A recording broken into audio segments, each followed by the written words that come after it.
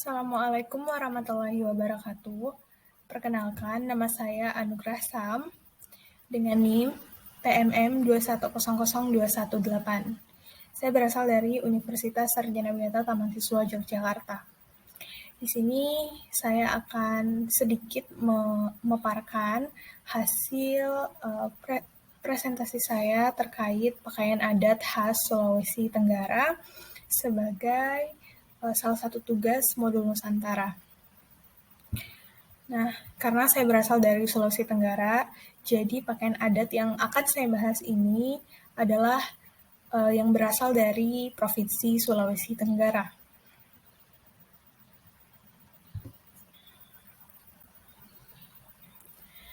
Nah, jadi sebelum kita melangkah ke pakaian adatnya, ada baiknya kita mengetahui sedikit tentang provinsi ini.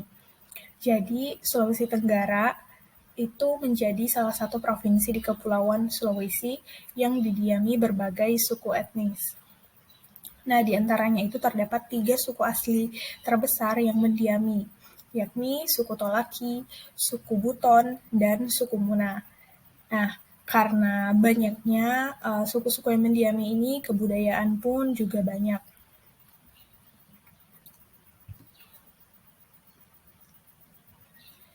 Nah, jadi pakaian adat. Pakaian adat itu merupakan kostum yang mengekspresikan identitas yang biasanya dikaitkan dengan wilayah geografis atau periode waktu dalam sejarah. Pakaian adat juga dapat menunjukkan status sosial, perkawinan, atau agama.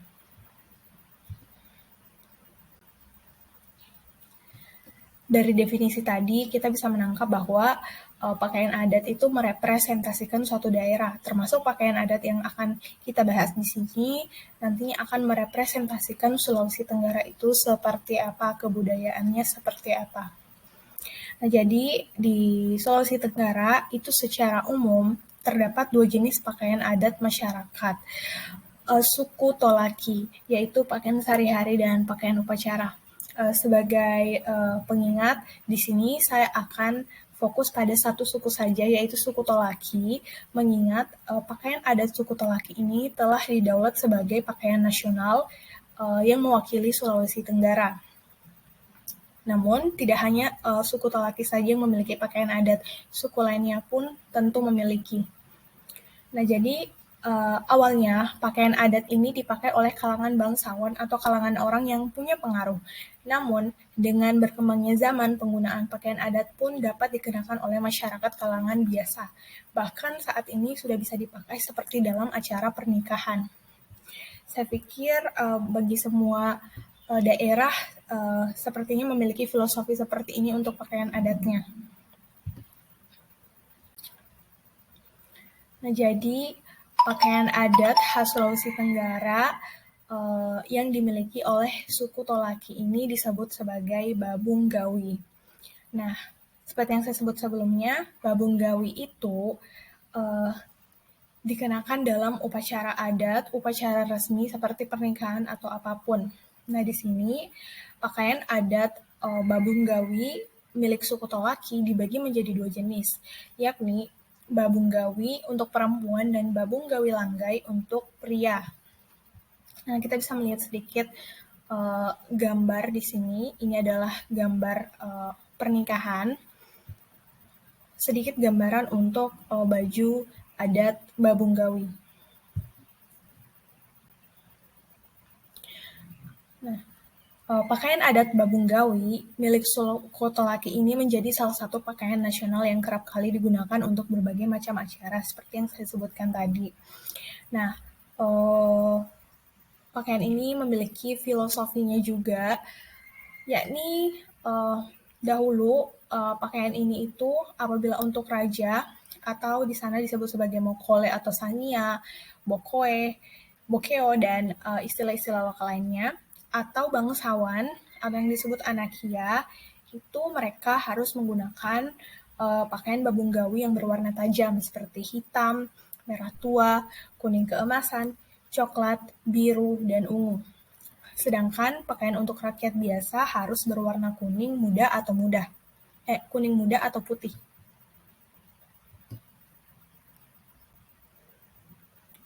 Nah, jadi tambahan lagi filosofinya, sebenarnya baju babung gawi ini itu dulunya adalah pakaian yang terbuat dari kayu, jadi bukan kain. Namun karena perkembangan zaman dan modifikasi, akhirnya pakaian ini mengenakan kain. Nah, di sini pohon yang biasanya digunakan untuk babung gawi itu adalah usongi, dalisi, wehuka, dan tentunya otipulo. Nah, caranya itu kayu ini awalnya direbus menggunakan abu dapu, kemudian direndam hingga kayu memiliki tekstur lembut. Setelah memiliki tekstur yang lembut, kayu dapat dipukul-pukul hingga tipis dan lebar, sehingga dapat diambil serat dan dijahit menjadi sebuah baju adat yang utuh. Kira-kira seperti ini filosofi dari baju babung gawi yang dulunya itu berbahan kayu.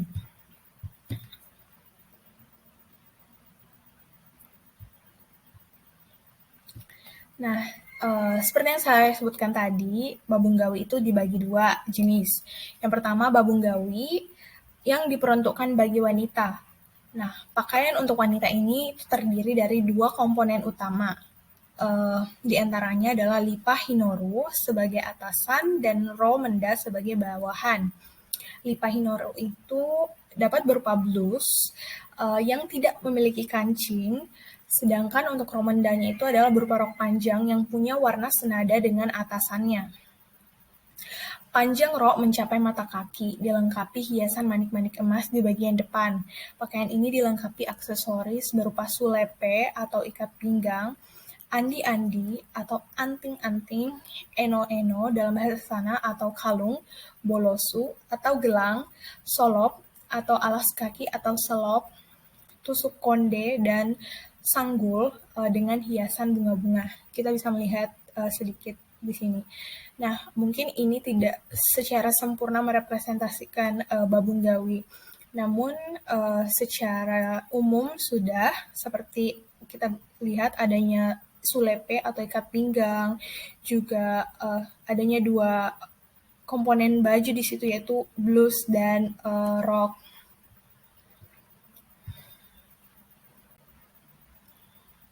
Nah, babung gawi menjadi simbol adat suku Tolaki, tentu. Kemudian babung gawi didaulat menjadi baju adat nasional resmi.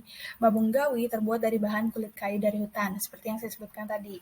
Nah, karena modifikasi, akhirnya babung gawi juga menggunakan kain, namun dengan menggunakan konsep yang sama. Babung gawi memiliki atasan yang disebut lipa hinoru dan bawahan disebut romenda. Lipa hinoru itu berupa baju potongan pendek satu bahu tanpa kancing, seperti yang kita lihat tadi. Umumnya berwarna hitam, putih, merah, biru, dan coklat. Warna hitam dan putih itu bermakna keluhuran hati dan kematangan dalam membina adat istiadat. Baju warna biru, merah, dan coklat bermakna kemuliaan dan kesucian pada masyarakat. Nah, yang berikutnya adalah babung gawi langgai. Ini adalah sebutan untuk pakaian laki-laki. Nah, ini diperuntukkan untuk laki-laki ya.